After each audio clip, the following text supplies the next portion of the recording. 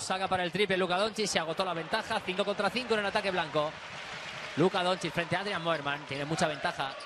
Ahí está. ¡Oh!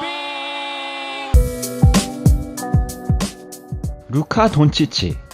약 일주일 남은 NBA 드래프트에서 높게는 1픽에서 5번째 픽에 뽑힐 거라고 예상되는 선수인데요. 유럽에서 뛰던 선수다 보니 다른 미국 선수들보다 좀 더 베일에 가려진 선수라고 볼 수 있습니다.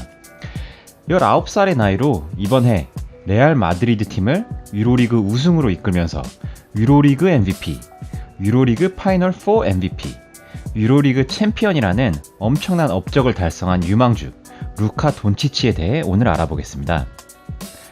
36분 기준 작년에 게임당 20.9점, 6.6 어시스트, 7.5 리바운드, 1.6 스틸을 기록한 루카 돈치치.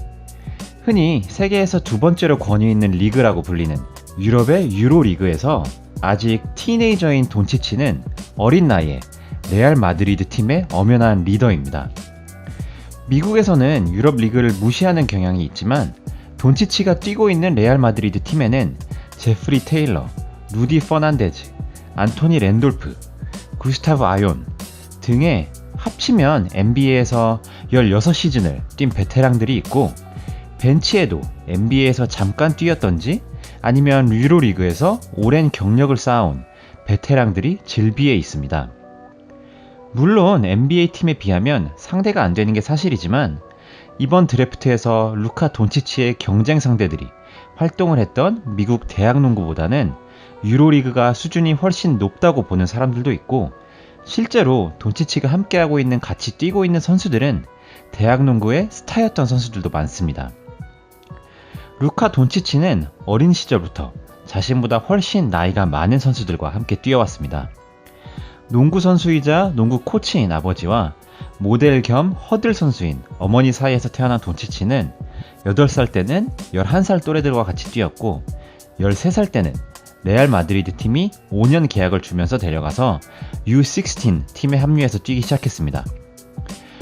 2015년도 16살인 루카 돈치치는 스페인 최고 리그인 리가 ACB에서 역사상 가장 어린 선수로 데뷔를 했고 같은 해 유로리그에서도 역사상 가장 젊은 선수로 데뷔를 했습니다. 돈치치는 항상 자기보다 경험이 풍부하고 더 빠르고 더 큰 선수들을 상대해야 했기 때문에 자신은 신체 조건보다는 머리를 써서 이겨야 했다라고 말을 합니다. 이런 경험들이 루카 돈치치를 특별하게 만드는 것 같습니다. 육체적으로 불리한 조건에서 두뇌를 써서 살아남는 법을 익혔던 선수가 현재는 키가 2m 3cm, 몸무게가 103kg라는 포인트 가드로서는 어마어마한 신체 조건을 가지는 선수로 성장을 했고 이 두 가지 컴비네이션이 루카 돈치치를 특별한 선수로 만들고 있습니다. 돈치치는 플루이드하고 부드러운 슈팅 모션을 가지고 있고 픽앤롤에서 그 연력을 발휘합니다. 스크린 아래로 방어하는 수비수를 상대로 두려움 없이 3점 슛을 날리고 유럽의 3점 라인은 NBA보다는 가깝긴 하지만 영상에 보시다시피 라인보다 한참 뒤에서도 3점을 거리낌 없이 날리고 쉽게 만드는 모습을 볼 수 있습니다. 하프코트에서는 이런 슈팅 옵션을 기반으로 해서 다양한 공격 패턴을 가지고 있습니다. 오른쪽, 왼쪽, 양방향으로 풀업 3점이 가능하며 엄청나게 빠른 선수는 아니지만 헤지테이션 무브와 풀업 점프샷, 플로터 등 다양한 무브들을 살려서 다이나믹한 공격을 이끌어낼 수 있습니다. 특히 스텝백이 인상적인데 아이솔레이션에서 특별히 뛰어난 선수는 아니지만 가끔 보면 하든이 연상되기도 할 정도로 위협적인 스텝백을 구사합니다. 직접 공격하는 것보다도 어쩌면 더 위협적인 것은 돈치치의 패싱 능력입니다. 많은 유럽 출신 선수들처럼 농구 IQ가 높다는 평가를 받는데요. 상대 수비의 중심으로 침투를 해서 수비를 끌어모으고 오픈 팀메이트에게 패스를 뿌리는 모습을 자주 볼 수 있습니다. 2m가 넘는 키로 상대 수비를 넘어서 쉽게 시야를 확보할 수 있고 특히 공 가지고 있는 자신의 반대편 위크사이드라고 불리는 곳에 코너 3점 자리에서 대기하고 있는 선수에게 한 손으로 채찍질 하듯이 뿌리는 패스가 인상적인데 정확하고 빠르게 한 손으로 패스하는 모습을 보면 이런 비유를 하면 지나가다 돌 맞을 수도 있을 것 같지만 르브론스럽다라고 생각이 들 때도 있습니다. 중요한 경기 도중에도 비하인드 백, 한 손 바운스 패스 등 화려한 패스를 자주 시도를 하고 어쩔 때는 너무 오버하는 거 아니냐는 비판도 있지만 아직 젊은 선수니까 충분히 이해할 만한 부분이라고 생각이 듭니다.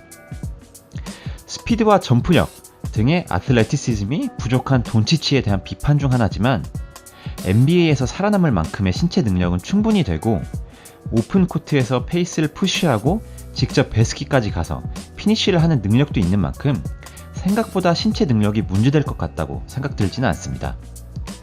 또한 많은 사람들이 돈치치의 주식을 사는 가장 큰 이유 중 하나는 돈치치의 리더십과 카리스마, 흔히 스웨거라고 하는 부분입니다.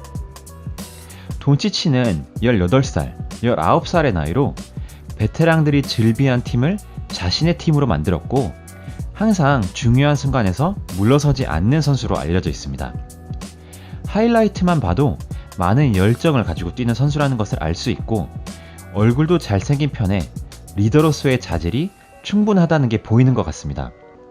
훌륭한 NBA 선수가 된다는 것은 농구도 중요하지만 돈, 명예, 그리고 자기 자신을 어떻게 관리하냐도 중요하고 NBA에는 재능은 많지만 자기 관리를 제대로 못해서 커리어가 단축되거나 빛을 보지 못한 선수들이 많습니다.